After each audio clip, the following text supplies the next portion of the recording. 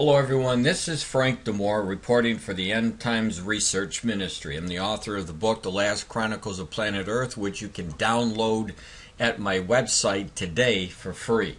Today is March the 27th, 2015. And in this year, we are seeing prophecy being fulfilled.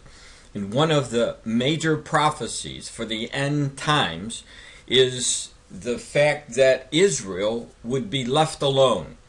That the nation of Israel, all of the nations of the world, would be coming against Israel in the last days. And when that happened, Jesus Christ would be returning back to earth to begin his 1,000-year reign from Jerusalem. Now in the book of Zechariah, chapter 12, verses 2 and 3, it says this, "Behold, I will make Jerusalem a cup of trembling until all the people around about.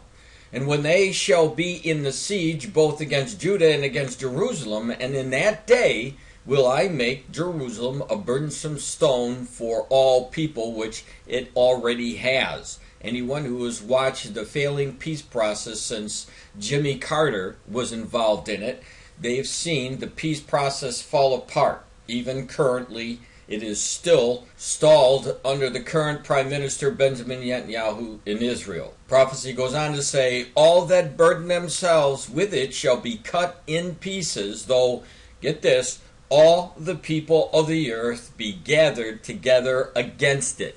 And over the years, slowly but surely, nation after nation has abandoned Israel, and that includes the United States of America. Now, to show you how the world is coming against the tiny nation of Israel, back in May 9th of 2013, Prager University put up a YouTube video entitled "The UN versus Israel." And this video was 5 minutes and 52 seconds long, and it showed you how the UN has pinpointed the tiny nation of Israel as a nation to go after.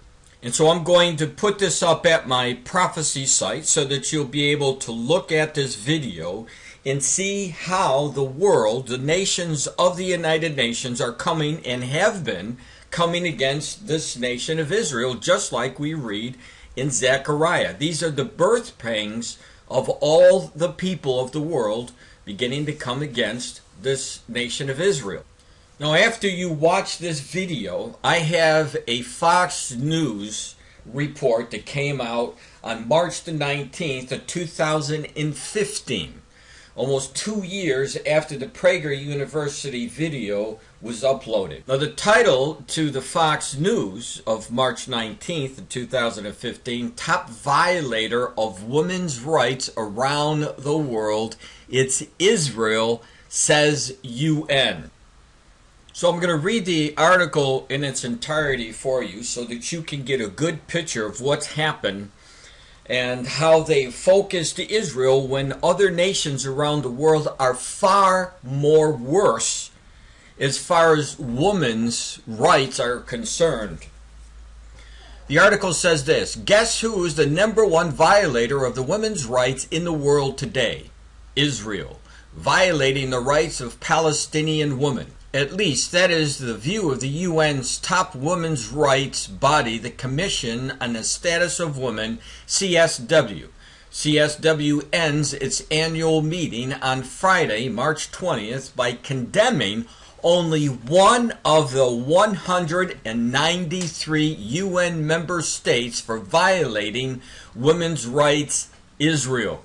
Now, even before I go on any further, I'm praying that the Holy Spirit, that Jesus Christ promised that he was going to leave to instruct the people, to draw people close to himself, that during the rest of the reading here, you will see, be visited by the Holy Spirit, and you will understand without a doubt that the prophecy of Zechariah is right before us, and the tiny nation is not a coincidence that the UN is picking and isolated this tiny nation where, as I said already, that so many nations around the world are definitely a far worse condition when it comes to women's rights.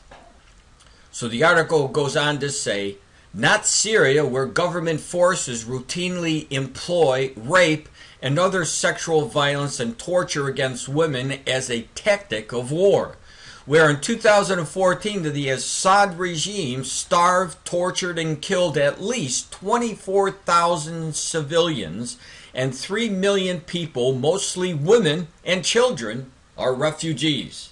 In fact, not only is there no possibility the UN Commission on the Status of Women will criticize Iran. Iran is an elected member of the CSW. Sudan, whose president has been indicted for genocide and crimes against humanity, is currently a CSW vice chair. Go figure, right? These are the people who are condemning Israel. Not Saudi Arabia, where women are physically punished if not wearing compulsory clothing, are almost entirely excluded from political life, cannot drive, cannot travel without a male relative, receive half the inheritance of their brothers, and where their testimony counts for half of that of a man's. Not Sudan, where domestic violence is not prohibited. There is no minimum age for consensual sex. The legal age of marriage for girls is 10. 88% of the women under 50 have undergone female genital mutilation, and women are denied equal rights in marriage, inheritance, and divorce. Not Iran, where every woman who registered as a presidential candidate in the last election was disqualified. Adultery is punishable by death by stoning. Women who fight back against rapists and kill their attackers are executed. The Constitution bars female judges, and women must obtain the consent of their husbands to work outside the home. In fact, not only is there no possibility that the UN Commission on the Status of Women will criticize Iran, Iran is an elected member of the CSW. Sudan, whose president has been indicted for genocide and crimes against humanity, is currently a CSW vice chair. The 2015 CSW resolution on Israel will repeat, as it does every year, that the Israeli occupation remains the major obstacle for the Palestinian women with regard to their advancement, self-reliance, and integration in the development of their society. Not Palestinian men, not religious edicts and traditions, and not a culture of violence, not an educational system steeped in rejection of peaceful coexistence and of tolerance. Instead, the fault of the UN statistic, like this one, an average of 17% of the Palestinian women are in labor force as compared to 70% of the Palestinian men, lies with the Jewish scapegoat. That fact comes from one of only 9 official documents produced by the UN for the 2015 annual CSW meeting. 8 were procedural or general in nature, and 1 was entitled Situation of and Assistance to Palestinian Women. And by comparison, there was no report on Chinese women and girls, 500 million people without elementary civil and political rights, who still face the prospect of forced abortion and sterilization.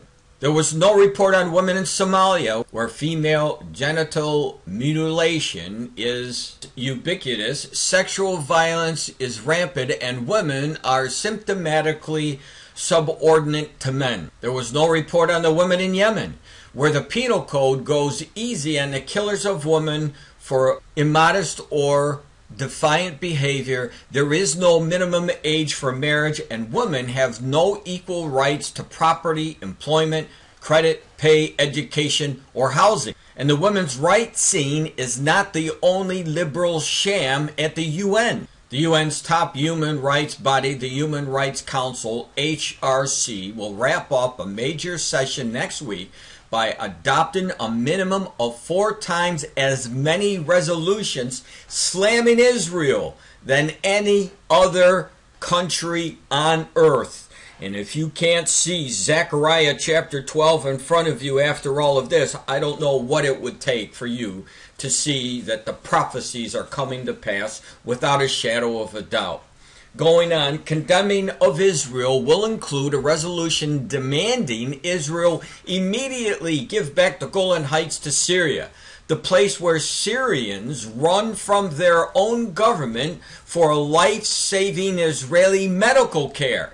And the Israelis are giving this medical care to these people, and the UN is still going after the Israelis. What does that tell you? It just says they're blindfolded. They're in a tunnel going after Israel, exactly what is supposed to happen during the last days. Now, tallying all the resolutions and decisions condemning a specific state over the history of the Human Rights Council, 1/3 has been directed at Israel alone. Again, signs of Zechariah 12:3. Remember Ukraine? In the past year, there have been at least 5,500 confirmed killed, with recent reports from Germany suggesting the total may be as high as 50,000 dead, in addition to 1 million people displaced. But the score is 67 council resolutions and decisions attacking Israel and 0 on Russia. So who is calling the shots at the council? A closer look at its members reveals human rights luminaries like Qatar that bankrolls the terrorist organization Hamas along with China, Pakistan, Russia, and Saudi Arabia. It is impossible to add this all up and conclude that the UN's treatment of Israel is anything but widely discriminatory. In the twisted language of UN rights, the means is the verbiage of equality, while the end game is prejudice. The Obama administration has an answer to this dilemma. Vote against the resolutions while paying the fees and run the bodies that adopt them. Join and legitimize the institution while consoling the delegitimized that it feels their pain. As Secretary Kerry told the Council on March the 2nd of 2015, President Obama and I support the HRC. And the HRC's obsession with Israel actually risks undermining the credibility of the entire organization. Risks undermining as opposed to has grossly undermined already. This attitude towards the UN's demonization of Israel foreshadows the administration's Israel policy in the days ahead, a policy unaffected by Israeli election results. The Palestinians will continue to use the UN and its International Criminal Court to attempt to accomplish with lethal politics what they have never been able to do with lethal force. And President Obama will hold open the door. I'm hoping that now that you've seen the article and that you heard what's going on from the UN, that you'll understand that these things are no coincidence. That the focusing only on Israel, where we see so many other nations that are depriving and killing women, unlike Israel, that they are bent on going after Israel. And it all has to do with attacks coming from Satan. Satan wants to destroy the nation of Israel. Why? Because he knows that if he can destroy the nation of Israel, that there would be no way that the prophecies that remain would be able to be fulfilled. But we know that the Lord is never going to allow all the Jews to be killed. There is always going to be a remnant of the Jewish people to fulfill prophecy. And so it doesn't matter how many times the UN attacks the tiny nation of Israel, God's hand will always be on the nation of Israel. And when it's all said and done, Jesus Christ will walk into Jerusalem and he will reign from Israel in Jerusalem. And until the world understands this concept, understands this reality, this truth, they will always be misled, thinking that what they're doing is the right thing to do, but obviously all they're doing is playing the cards of Satan trying to destroy the tiny nation of Israel. This is Frank DiMora from the End Times Research Ministry. God bless. Now, also in today's news at my site, you're going to see a little picture there that I have in my book. It's the plague of diseases on bees. And the reason why I'm putting this up, because there was a short video that came up that just shows you a little bit about the bees, the bee population, how it's been declining, and how it affects the food. And of course, in Revelation 6:6, we see that the Lord reveals to us and says, "And I heard a voice in the midst of the four beasts say, a measure of wheat for a penny, and 3 measures of barley for a penny, and see thou not hurt the oil and the wine." And when you do a complete study, you will see that the Lord is showing us that in the last days that people will be working all day long for one very small meal. And here we see him mention eating the wheat and eating the barley. Now, if the bees continue to drop off like they have been, there is going to be massive problems. Now, in my book, I give you page after page of incidences, reports from around the world showing that the bee population is dying off. And if you talk to the beekeepers individually, you will see that their hives are dissipating. And of course, what this is going to do is play havoc with the food. So go to my website and watch this short video as well.